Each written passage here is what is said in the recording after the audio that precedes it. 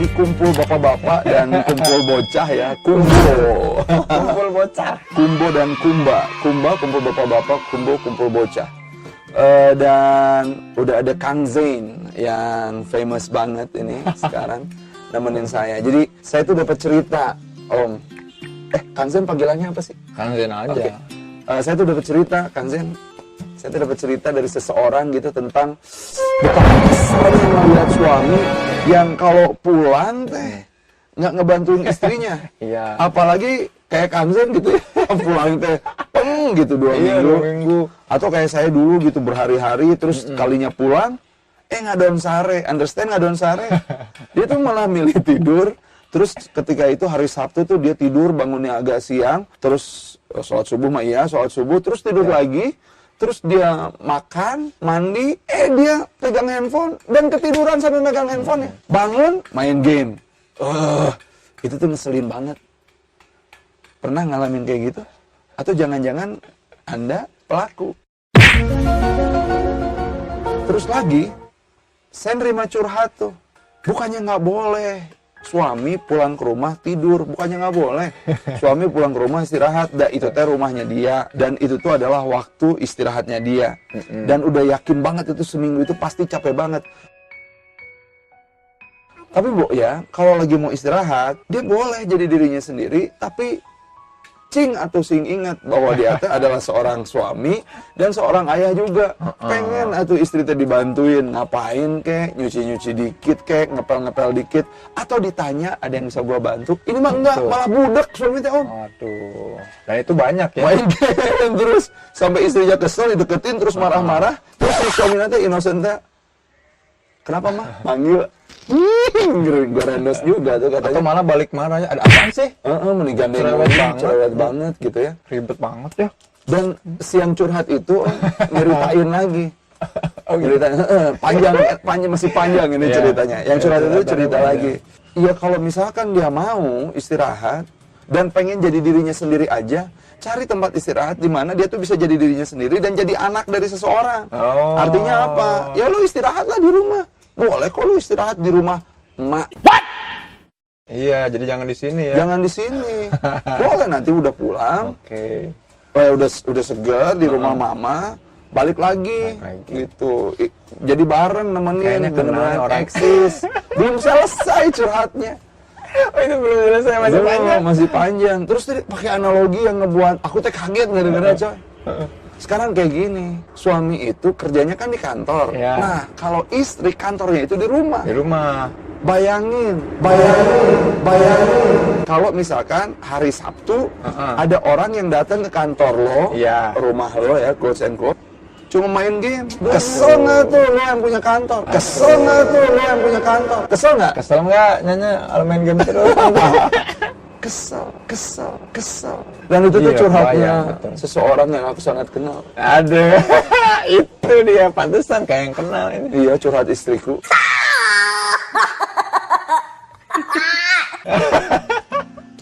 Tapi apakah itu tuh cuma permasalahan istri saya doang?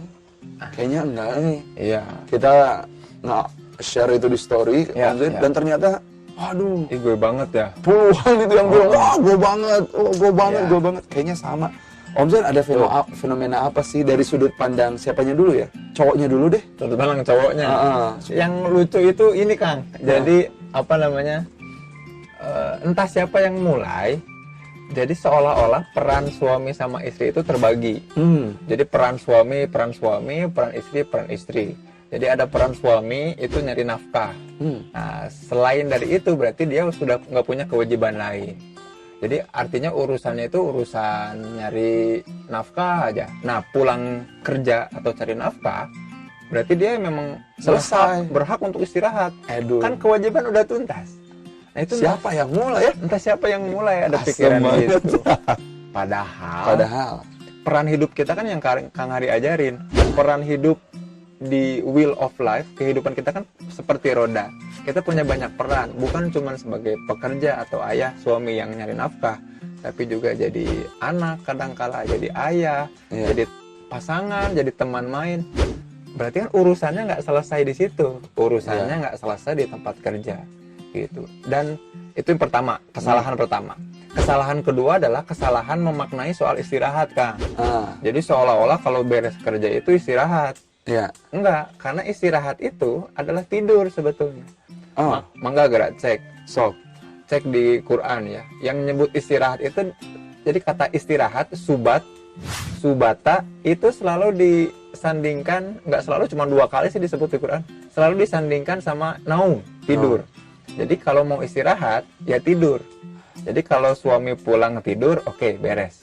Itu nggak masalah, berhak.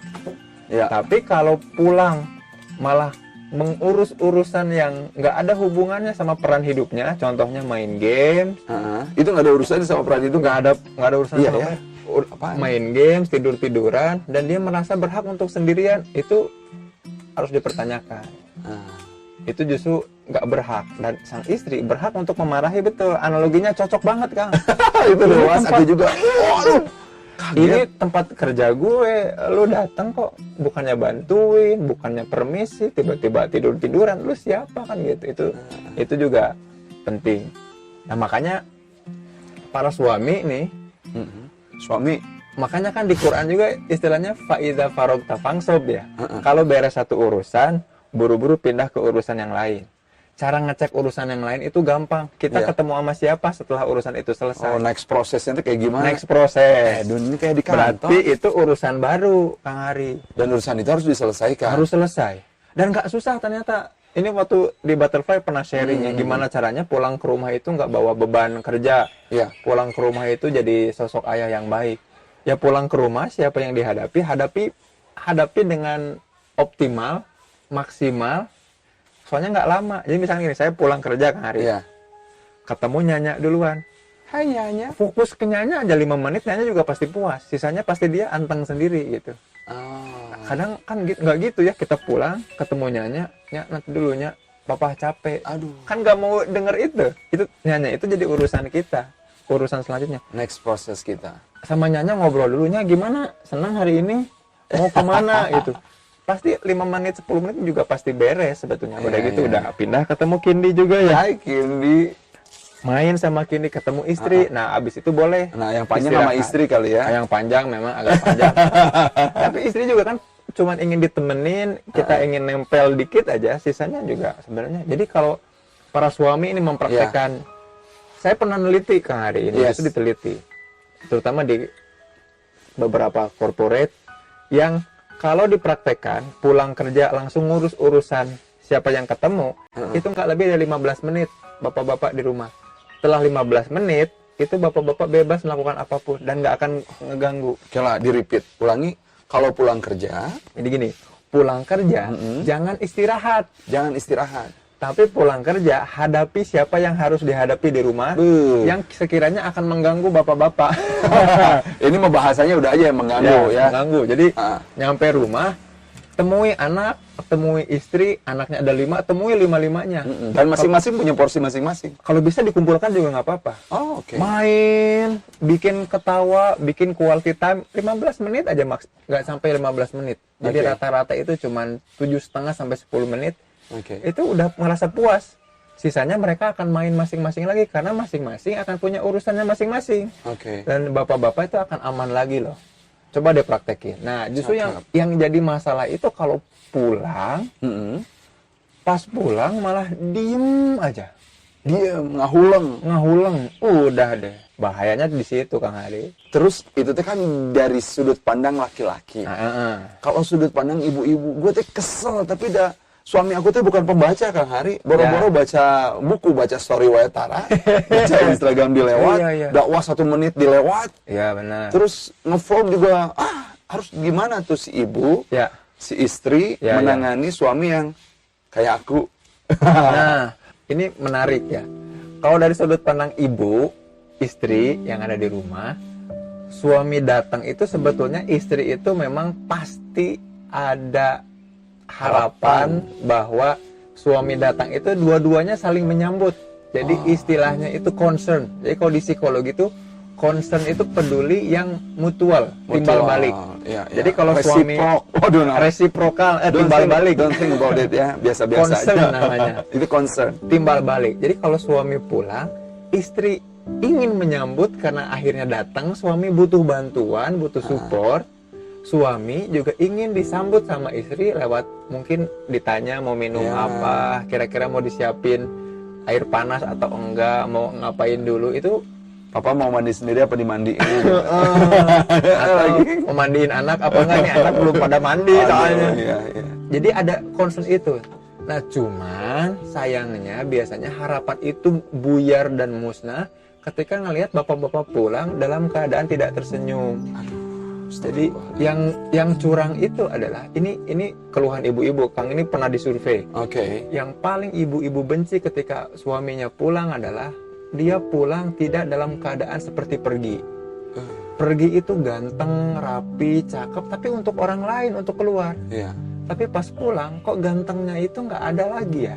Iya. Nah itu yang tadinya memang istri itu pasti pengen nyambut loh. Betul-betul pengen nyambut, yang concern itu pengen mutual. Aku tuh pengen nyambut kamu, pengen ngasih kamu, tapi ngelihat muka kamu pulang kerja kayak gitu, turun dari motor capek, pegel punggung, aduh pengennya ngeluh kan suami. Padahal istri juga udah siap nih ada keluhan, walaupun padahal memang tadinya mau nyambut dulu terus mau bilang, wah bantuin dong, sama-sama mau ngeluh.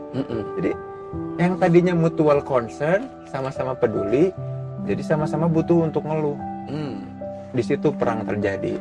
Ditambah bapak-bapak yang malah tidur-tiduran, megang handphone, liatin Instagram, atau malah main games, mabar ya, main bareng orang. Aduh, itu yang. Terus kumaha tuh si istri untuk menyadarkan suami-suami yang model begitu, model aku. Gimana cara menyadarkan? Ajak ngobrol dulu kah? Atau Pak, lihat ini vlog ini. Kan kalau biasanya habis melihat vlog tuh tentang ibu-ibu, terus ada tuh balasan, Pak, ada yang mulai, Pak, lihat ini ya. Atau sayang, check this one out ya. Atau langsung namanya, Hari, tinggal itu. Gitu. Itu macam-macam ya. Apakah suruh ngobrol dulu? Maksain diri untuk ngobrol? Nyuruh untuk ngeliat vlog? Atau ngasih buku supaya dibaca? Atau biarkan dia sadar sendiri? A, B, C, D. Apa yang harus dilakukan oleh ibu-ibu ketika suami pulang? Yang pertama tanya kebutuhan, Kang. Jadi ketika pulang, misalnya Kang Hari pulang nih, aku jadi istrinya nih. Kang Hari, gimana kantor pulang ya? Gimana kantor? Enggak nanya kantor sih, langsung nanya kebutuhan aja. Kang Hari gimana, mau disiapin minum? Mau makan dulu? Enggak apa-apa, enggak usah. Oh, kalau gitu, nah baru tawarkan aksi. Jadi sekali lagi ya ibu-ibu ya.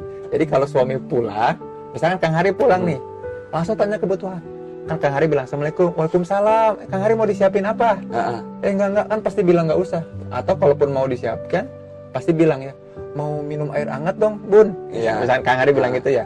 Nah setelah itu baru kita tawarkan selanjutnya. Oh, sambil Bunda siapin makan, Ayah tapi temenin dulu. Nah itu jadi mutual, teman-teman ya, ibu-ibu nih terutama. Pulang lagi ya.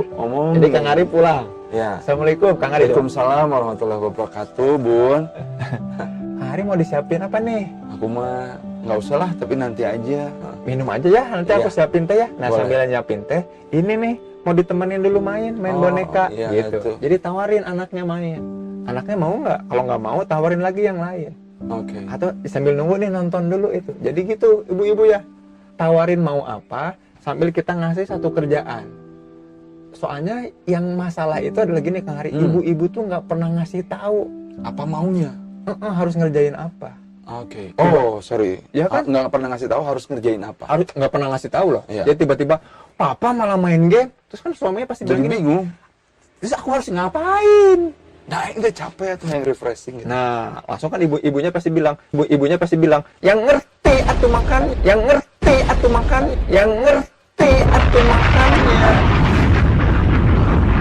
Yang ngerti gimana, orang nggak pernah dibilangin. Nah, makanya caranya gitu ibu-ibu ya. Jadi tanya mau butuh apa, sambil nanti ibu-ibu siapin, dikasih kerjaan suaminya. Oh kalau gitu nonton dulu YouTube ini. Oh temenin dulu anak yang pertama. Ini teteh ada PR gitu. Ini dede mau main mobil-mobilan, bikin puzzle. Simple banget ya. Atau kasih opsi aja. Kira-kira mau nemenin teteh main puzzle, main kotak-kotakan, ngerjain PR, ngegambar, atau nemenin dede buat main bola, niupin balon. Kasih opsi. Jadi ibu-ibu menjelang suami pulang, satu, siapkan hal-hal yang bisa membuat suami cepet moodnya bagus, satu. Yang kedua, siapkan aktivitas apa yang harus cepet-cepet dihandle sama beliau supaya ibu-ibu bisa ngehandle kerjaan Dan lain. jangan berat-beratin ya. Misalkan Jangan berat-berat. mau minum apa, Pak? Oh, kopi aja lah. Ya udah tuh ini galon ada 13, tolong pindahin dari atas ke bawah. Kita menyiksa namanya. Iya, Kalau sederhana. Atau ngaduk semen dulu. Itu kan, waduh, jangan. Jangan. Yang simpel aja, permintaannya satu tapi berurutan, beriringan. Oke. Karena Consequence ya. Soalnya gini ibu-ibu, ini yang ibu-ibu jarang tahu. Sekalinya ibu-ibu menyiapkan, menawarkan sesuatu satu aja, ibu-ibu berhak ngasih kerjaan 5. Serius. Dan 5 ini laki-lakinya nggak akan protes, Bu Ibu. My goodness, how strong we are ya. Iya, Laki-laki. karena merasa, ya Allah, aku pulang capek, dia nanyain, aku butuh apa, istri soleh macam apa ini. Maka aku nggak akan mengkhianati dia dengan menolak Ah, itu mau permintaan. Om Zain aja kali. Makanya dicoba. Dicoba. Dan kalaupun coba, terus nanti fail. Udah dibuatin air, udah disiapin air hangat, udah diapain terus fail. Jangan lantas segera runtuh harapannya. Iya, iya. Coba lagi, bener nggak? Iya. Yang saya alami, istri saya ngomong kayak gitu itu setelah 11 tahun nih. Iya, iya, iya. Oh, benar, benar. Udah lama banget tuh, dia baru curhat menganalogikan yang sangat celup banget. Astagfirullahaladzim, berarti 10 tahun ke belakang itu Iya, benar. betapa kejamnya gue gitu. Nah, kalau misalkan Anda fail di langkah pertama, coba lagi, fail lagi di langkah kedua, Iya. boleh dong coba lagi. Iya, iya, iya. Maksudnya yang tadi Iya, iya, Kang Zain betul, bilang betul. itu, coba lagi.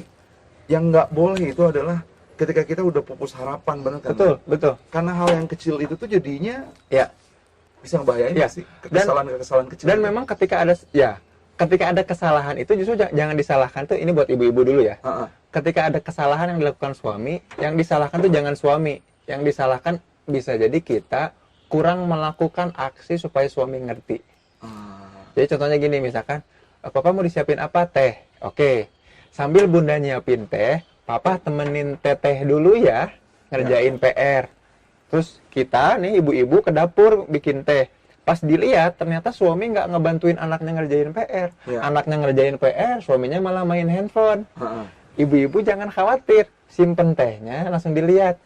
Udah sampai mana PR-nya? Papa udah ngebantuin yang mana, Pak? Oh, kalau gitu simpen dulu handphonenya, ambil.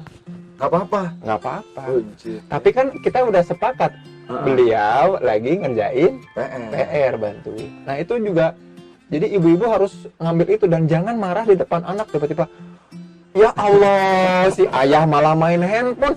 Tadi itu harus nanti Kasih anaknya, contoh yang baik atau sama nanti anak anaknya malah ngikut marah. Ibu-ibunya.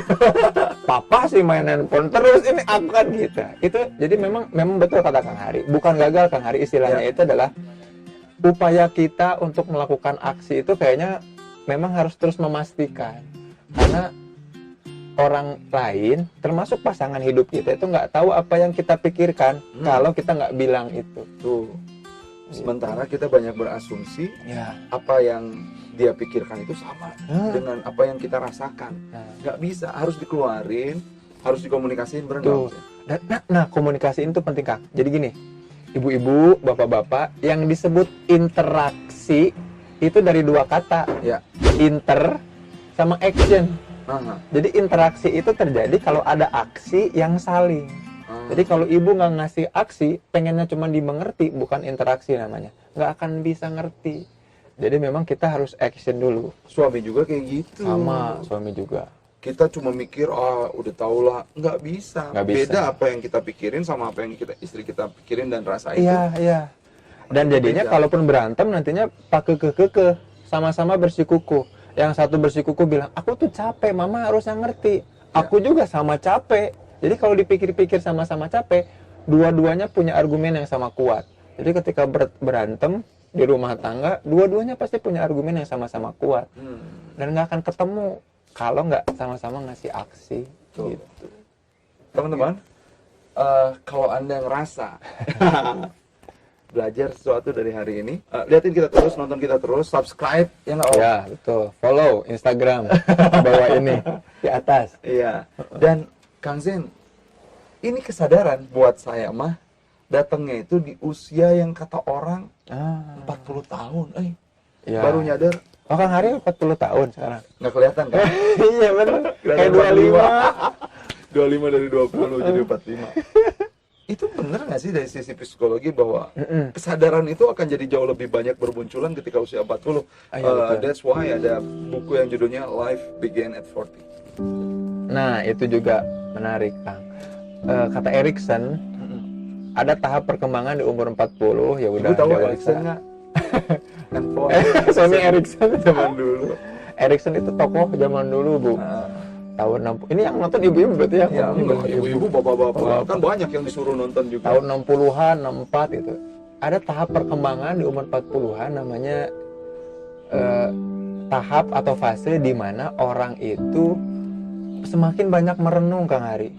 Semakin banyak berusaha untuk memaknai apa yang dia lakukan sehari-hari.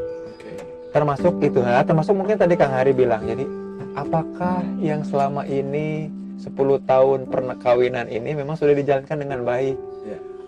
Atau bisa jadi kan istri Kang Hari udah ngeluh lama sebetulnya kasus ini, tapi Kang Hari akhirnya ngeluh di at 40 itu. Memang ada tahap, ada Nyadar fase at 40. di mana ada fase memang di mana kita akhirnya matang dan mulai memikirkan hal-hal yang berbau makna terhadap apa-apa yang kita lakukan sehari-hari. Betul, di umur-umur segitu biasanya. Tapi kan nggak harus juga nungguin 40 sampai sadar semuanya. Itu, dan itu biasanya disertai sama rasa penyesalan, Kang Hari. Jadi life begin at 40 itu diucapkan oleh orang-orang yang baru sadar dan juga menyesal. Kamu tuh nyindir aku. Iya. Iya lagi. Soalnya karena kematangan dan kebijaksanaan itu muncul disertai juga sama penyesalan, Kang. Nah, justru bagus nih tema ini kalau kita angkat untuk teman-teman yang sebelum 40, yang 30-an, itu udah mulai memupuk kesadaran dari sekarang supaya kesadaran itu berbuah kebijaksanaan dan kebahagiaan lebih awal.